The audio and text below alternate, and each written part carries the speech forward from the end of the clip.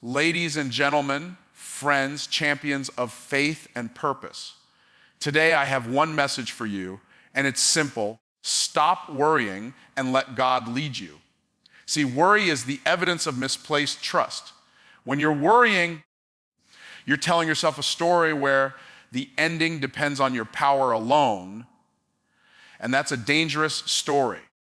Because if the outcome depends solely on your strength, your knowledge, your connections, then what happens when you're weak, when you're out of answers, when the phone stops ringing? Worry is the evidence of misplaced trust. It doesn't simply appear out of nowhere. It's a symptom, a signal that we're putting our confidence in something too weak to carry the weight of our expectations. Worry reveals what we're leaning on, and when we worry, we're usually leaning on ourselves, our own strength, our own plan, our own limited understanding. And here's the truth. None of those things were ever designed to sustain us. When you worry, you've essentially decided to meditate on what could go wrong rather than what God already said would go right. You're rehearsing failure in your mind instead of resting in faith. And faith and worry cannot coexist. One will always cancel the other. If faith is your focus, worry becomes irrelevant.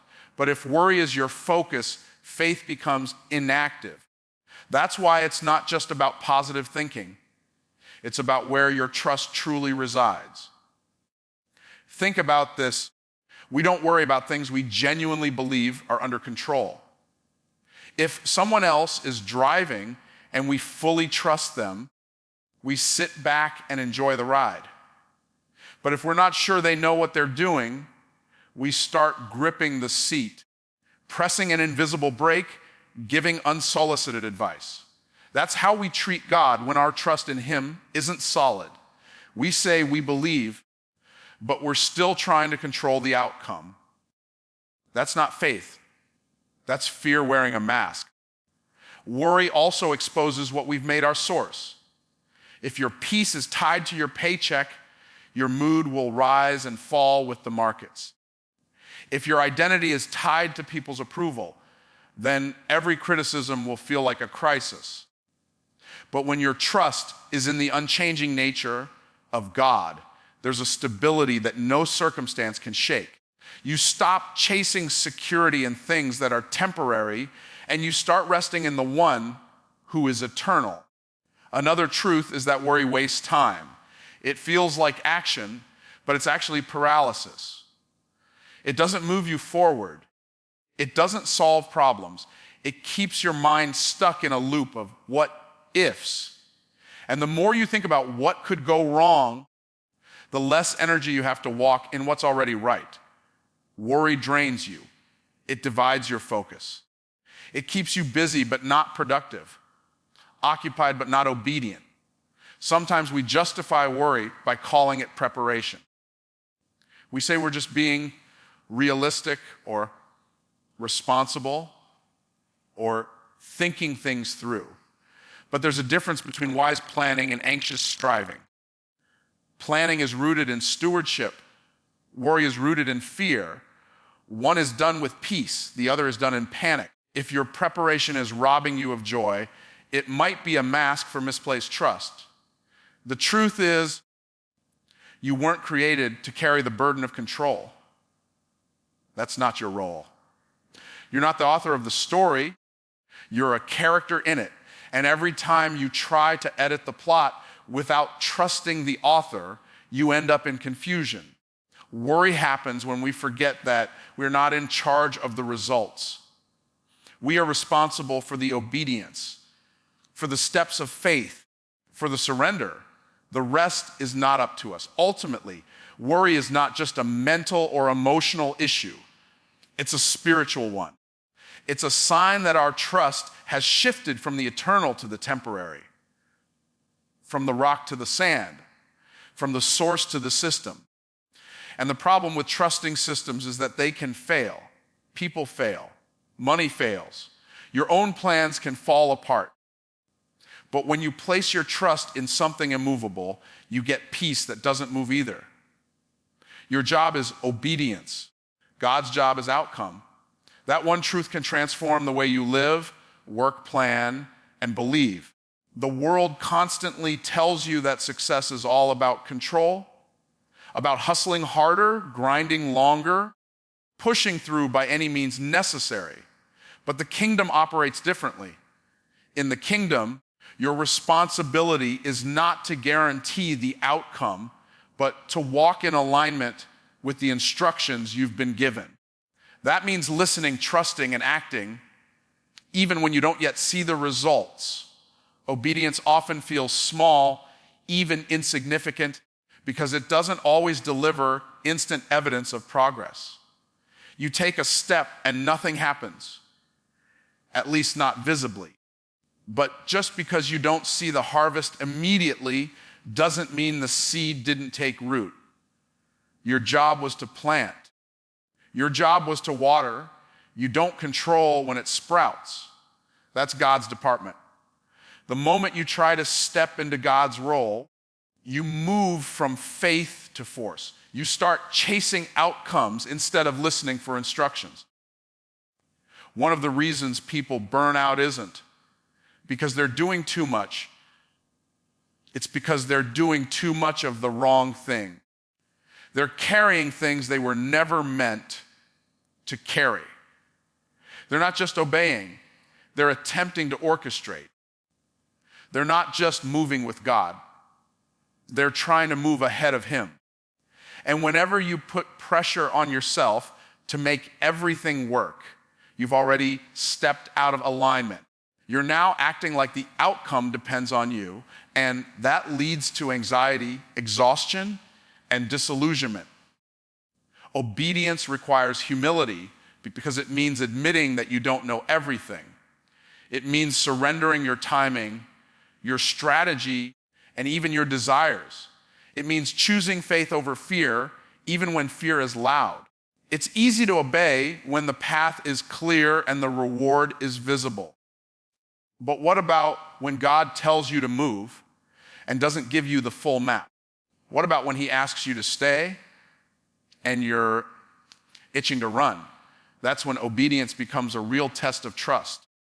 God doesn't need your performance. He wants your participation.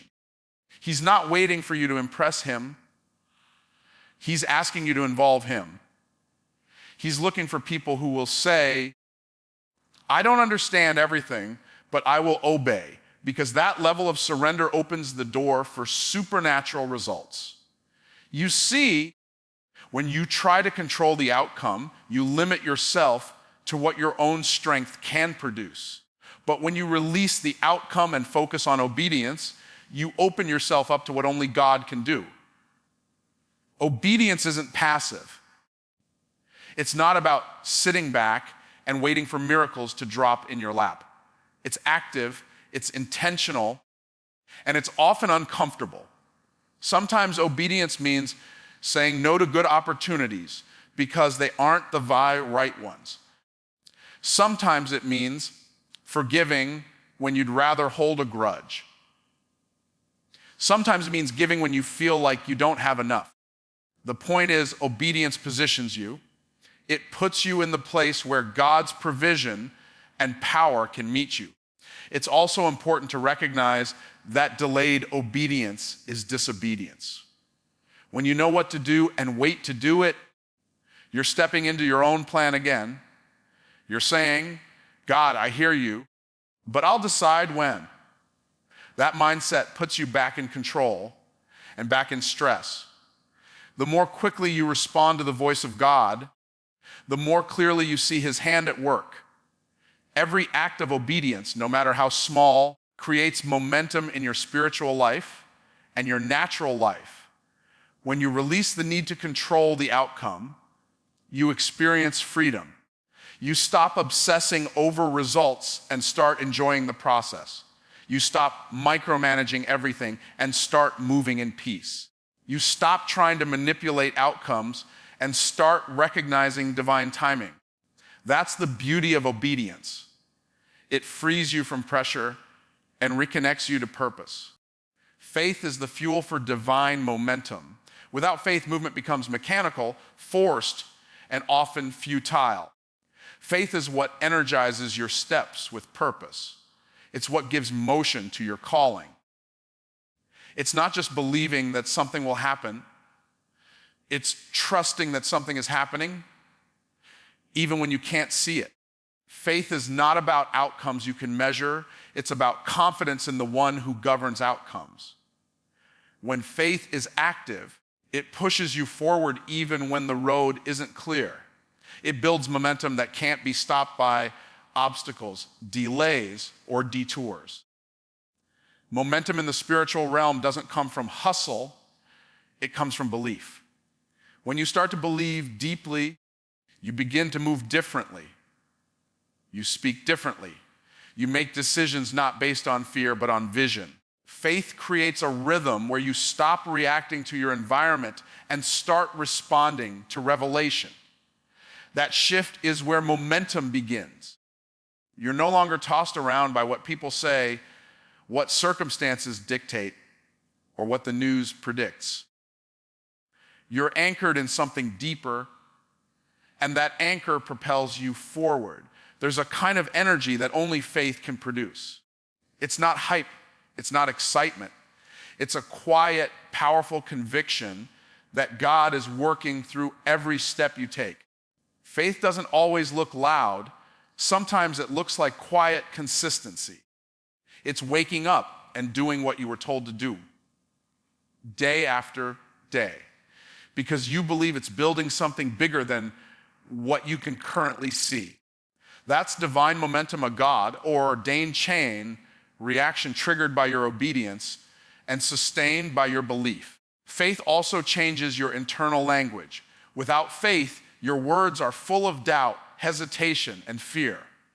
With faith, your words carry power, authority, and expectancy. And what you say shapes what you see. Faith-filled speech sets things in motion in both the natural and spiritual realm. You start to speak things that are not as though they were. Not because you're pretending, but because you're participating in what God already declared.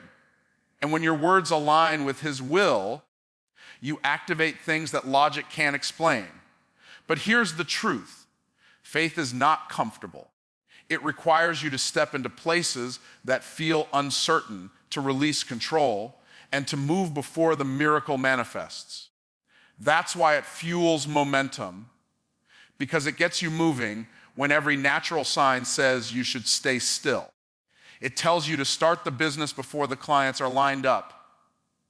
It tells you to write the book before you have the audience. It tells you to forgive when there's no apology. Every faith move builds spiritual velocity. And the more you move by faith, the harder it becomes for fear to stop you. Faith also sustains you when results are delayed, because faith isn't driven by results. It's driven by revelation. You can keep going because your fuel isn't external. It's internal.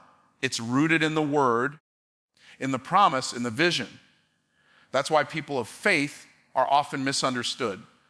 Others can't see what they see. They can't hear what they hear. But that's okay. Faith doesn't require confirmation from people. It requires agreement with God. And when you agree with God, you begin to see motion where others see stagnation. The world will always try to measure success by immediate evidence. But in the kingdom, movement often precedes manifestation. You move first, you act first, you believe first. Then the evidence comes. Faith fuels that process. It keeps your engine running in the gap between the promise and the payoff. It keeps your eyes forward, your hands steady, and your heart aligned. You don't stop to calculate, hesitate, or negotiate. You keep building, speaking, walking, because you know who sent you and you trust what He said. Momentum that comes from faith is not like worldly momentum. It doesn't depend on market trends, public approval, or favorable conditions. It runs on a different system. It accelerates when you least expect it. It expands beyond what you planned. It opens doors you didn't knock on. That's the power of divine momentum. It begins in the invisible and ends in the undeniable. Faith is the spark. Faith is the fuel. Faith is what keeps the vision alive long enough to see it fulfilled. Let God lead every area of your life: business, relationships, finances. Too often people separate their spiritual lives from their practical decisions, as if God is only concerned with their prayers, but not their plans. But real transformation happens when you stop compartmentalizing and start surrendering. When you realize that God's leadership isn't just for Sunday mornings or hard seasons, but for every decision, every connection, every dollar, every day. He is not a silent partner. He's the CEO, the strategist, the counselor, the provider, and the foundation. In business, letting God lead means making decisions based on purpose, not just profit. It means seeking wisdom before signing contracts, praying before launching products, and trusting in divine timing instead of chasing trends. It means operating with integrity when shortcuts seem more profitable. Letting God lead in business looks like building something eternal in the middle of a temporal system. It's acknowledging that every client, every opportunity, and every idea is a stewardship, not just a strategy. It's moving forward by faith, even when the numbers don't add up yet, because you trust that God's provision will always match His vision. In relationships, letting God lead requires maturity, discernment, and submission. It means not entering relationships just to feel good, but to build good. It means praying over your partnerships, not just reacting to chemistry. Whether it's friendships, mentorships, dating, or marriage, divine alignment matters. When you let God lead, you stop settling for connections that distract you from your calling. You stop ignoring red flags just because of emotional comfort. God sees what you can't. He knows what's coming. So when He tells you to wait, walk away, or even walk alone for a season, it's not punishment, it's preparation. Letting God lead in your finances is about more than just teething. It's about shifting your mindset from ownership to stewardship.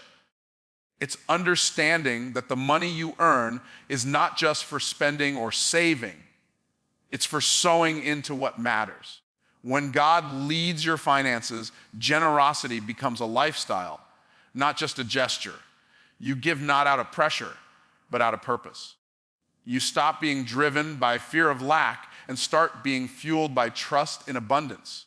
You begin to see your resources as tools to advance the kingdom, not just upgrade your lifestyle. There's freedom that comes when God leads every area because it removes the pressure to figure everything out on your own. You stop striving to make things happen and start flowing in divine direction. You stop asking, is this a good idea? And start asking, is this a God idea? That shift changes everything. It brings peace in decision-making, clarity in confusion, and protection from deception. You may still face challenges, but you won't face them alone or unprepared. His leadership doesn't remove all opposition, but it ensures you have the grace and guidance to overcome it. Sometimes God's leadership will not make sense to others. He may tell you to downsize when everyone else is scaling up. He may lead you to forgive someone the world says doesn't deserve it. He may ask you to walk away from something that looks perfect on paper, but is poison in purpose. That's why sensitivity to His voice is essential. Because when you let Him lead, your life stops being reactive and starts being intentional. You move not according to pressure or pace, but according to presence. You follow not based on logic, but based on the whisper of the Spirit guiding your steps. Letting God lead is not passive. It's not about waiting around for signs before doing anything. It's about actively inviting him into every space and trusting that he sees the whole picture. It's about leaning on his wisdom more than your own. It's about trading control for confidence, anxiety for alignment, striving for surrender. Every area you release to his leadership becomes a place where favor can flow. Every decision filtered through his voice becomes a step toward your true assignment. Provision follows vision when God is the guide. When God gives you a vision, he already has the provision in place. You're not required to manufacture resources, only to walk in obedience and alignment. Vision isn't something you create out of ambition. It's something you receive through revelation. When the vision comes from God, the resources attached to it are already accounted for. They may not show up on your timeline or by your method, but they will show up in the exact form and at the exact moment they are needed. That's how God works. He prepares the supply before he sends you into the assignment. The problem many people face is they try to chase provision without understanding vision. They focus on getting more before becoming more. But provision is always attracted to clarity. When you lack clarity in your vision, your movement becomes chaotic, and provision doesn't know where to land. God doesn't finance confusion. He funds purpose. He provides for what he has authored. So if you're not seeing provision, it's not always a sign of failure. It could be a signal to revisit the vision. Was it God's vision or your version? When the vision is pure, the provision will pursue it. Vision creates direction, and direction creates demand. That demand makes space for provision. You don't get the resources first and then find the purpose. You move in purpose, and the resources meet you along the path. That's the walk of faith. You may not have all the details when you start, but you trust that what you need will come as you go. God reveals the next step when you take the first one. He multiplies what you commit to. When you hesitate, you delay the release. But when you move forward with boldness, provision is activated by motion. Provision is not just about money. It's about ideas, relationships, wisdom, timing, strength, and opportunities. God's provision is holistic. He gives you what you need to accomplish what he assigned. He sends people who carry pieces of the puzzle. He opens doors that no amount of networking could have opened. He deposits insight that no textbook could have taught. When you walk in vision, provision becomes a stream that flows to you, not a prize you have to chase. There will be moments when it looks like provision is nowhere in sight. That's when faith is tested. That's when you're tempted to settle, shrink, or substitute the vision with something safer. But God doesn't fund what you downgrade to fit your fear. He funds what he gave you, not what you compromise for comfort. Holding to the original vision is what keeps the flow open. The moment you dilute it to fit into human expectations, you begin to block what God wants to do through it. Vision must also be stewarded well. Provision doesn't flow where there's mismanagement. God won't increase what you waste. The measure to which you honor the vision will determine the capacity for the provision. If you treat the vision casually, the resources will come inconsistently. But when you treat the vision as sacred, something bigger than you, something eternal, God brings consistent provision to sustain it. Faithfulness over time opens the door to abundance over time. Diligence creates capacity for more. Sometimes provision doesn't look like what you expected. It may come wrapped in inconvenience or hidden inside a challenge. It may look like a closed door that redirects you to the right one. That's why discernment is essential.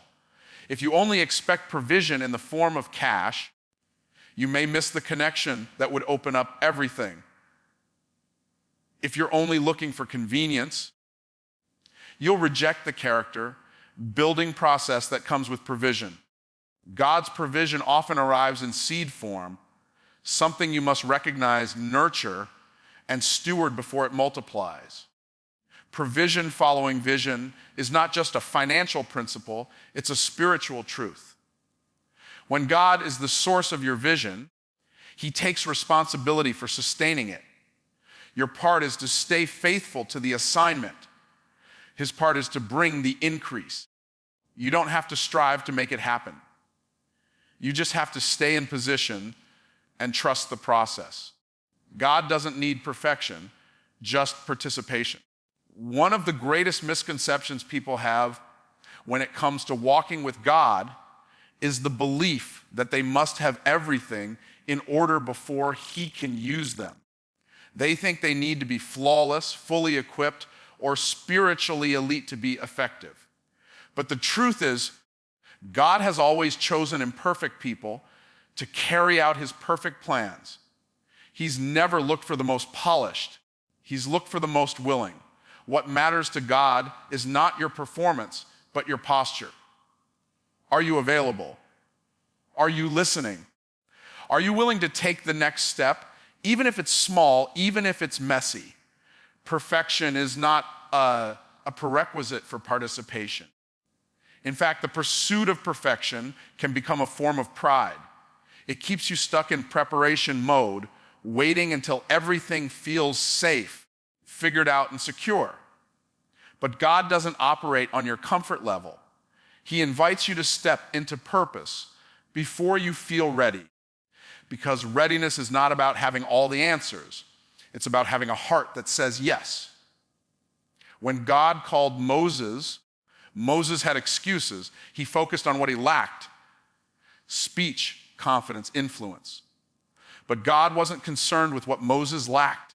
He was focused on what He had already placed in Moses' hand.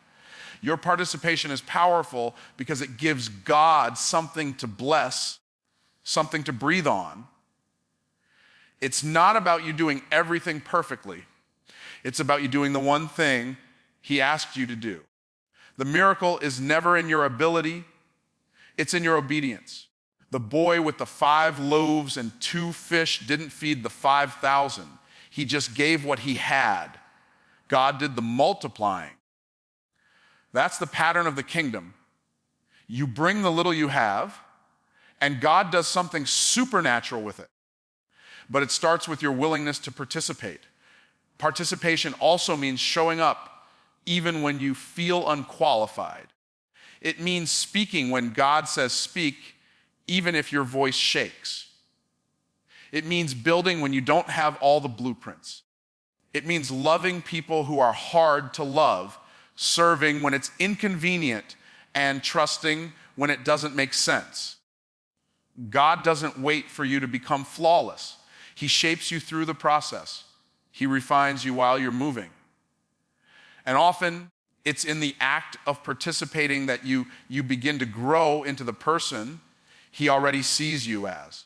Many people disqualify themselves from purpose because they've made mistakes. They think their past is a barrier to God's plan.